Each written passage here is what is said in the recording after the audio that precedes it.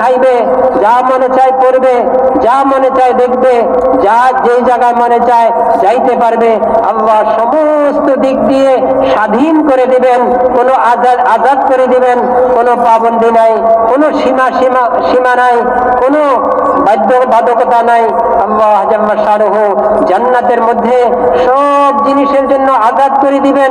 যা খাইতে চায় খাইতে পারবে, যা পড়তে চায় পড়তে পারবে।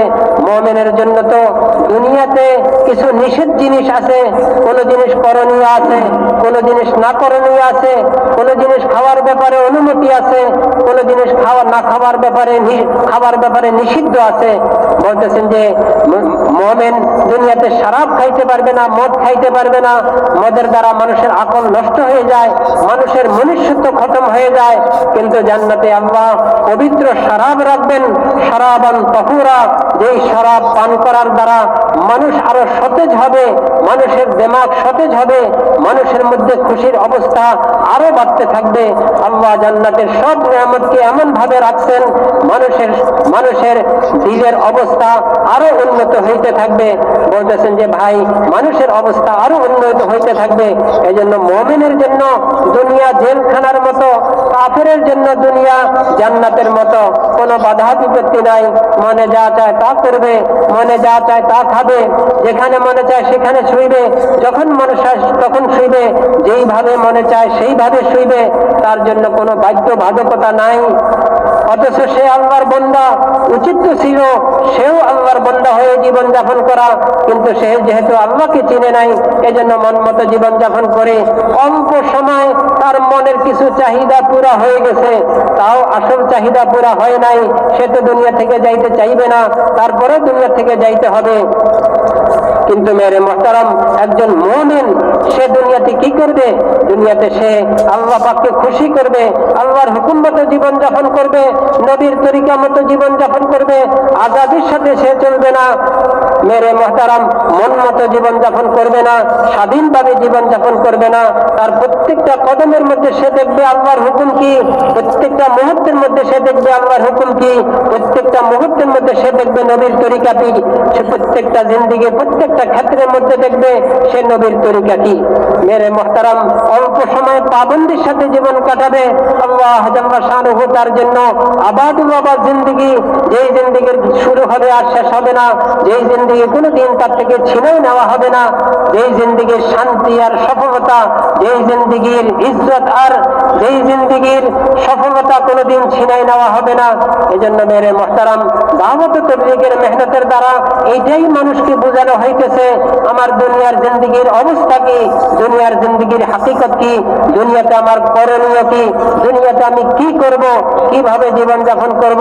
এক একজন বান্দা আল্লাহর বন্দেগীর সাথে জীবন যাপন করবে, আল্লাহকে মানি জীবন যাপন করবে, আল্লাহর বিধান মতো জীবন যাপন করবে। দুনিয়ার জিন্দিগি সে পাবন্দির সাথে কাটাবে, এরপরে তার আখিরাতের জিন্দিগি অনন্ত অসীম হায়াত, অনন্ত অসীম জিন্দিগি। বলতেছেন যে ভাই, সে আজাদির সাথে জীবন যাপন করবে, সমস্ত চাহিদা পুরা করবে।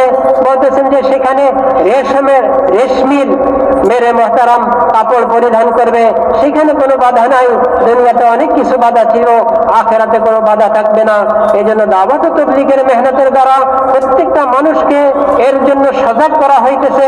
ও ভাই, এটা মেহরবানি করে নাও, প্রত্যেকটা মানুষকে এই ব্যাপারে সজাগ করা হইতেছে যে তুমি নিজেও নিজের জিন্দেগি বানাও। এক একজন মানুষের উপরে মেহনত করি, এক একজন মানুষকে সত্যিকার মুসলমান বানাও, এক একজন মানুষকে আল্লাহর মাহবুব আর প্রিয় বান্দা বানাও, নিজেও জান্নাতে প্রবেশ করো। সমস্ত উম্মতদেরকে নিয়ে, পুরো মানব জাতিকে নিয়ে তুমি জান্নাতে প্রবেশ করো। এক মেহনত, এক জিন্দেগির মাকসাদ বুঝানো তাবলীগের এক উদ্দেশ্য। এটাই তাবলীগের উদ্দেশ্য যে আমাদের করণীয় কি, আমাদের জিম্মাদারি কি, আমরা কিভাবে মেহনত করব এবং সমস্ত মানুষকে নিয়ে আমরা জান্নাতে প্রবেশ করব। भाई सब जन्नत में जाएंगे इंशाअल्लाह, फ्री में जाएंगे, कुछ कीमत देके जाएंगे। एमने जाबो ना, किसी दिया जाबो भाई। खुलासा ये है, अल्लाह ने फरमाया कुरान में कि हमने ईमान वालों की जान और माल को जन्नत के बदले में खरीद लिया है। अब जान हमारी नहीं है, माल हमारा नहीं है। जान और माल ये अल्लाह की अमानत है। अगर जन्नत में जाना चाहता है तो जान और माल को अल्लाह की मर्जी पर लगाना है, अपनी ख्वाहिशात पर नहीं लगाएंगे, कमालियात पर, महबूबात पर, मरगूबात पर नहीं लगाएंगे। अल्लाह की मर्जियात पर जान लगेगी, माल लगेगा, फिर जन्नत हमारे इंतजार में होगी। अजीब बात है, जान हमारे अल्लाह ही की है, उसी ने दी है, और फिर कह रहे हैं कि हमने ईमान वालों की जान माल को खरीदा है। खरीदने वाला अल्लाह है। किससे खरीदा? ईमान वालों से खरीदा है।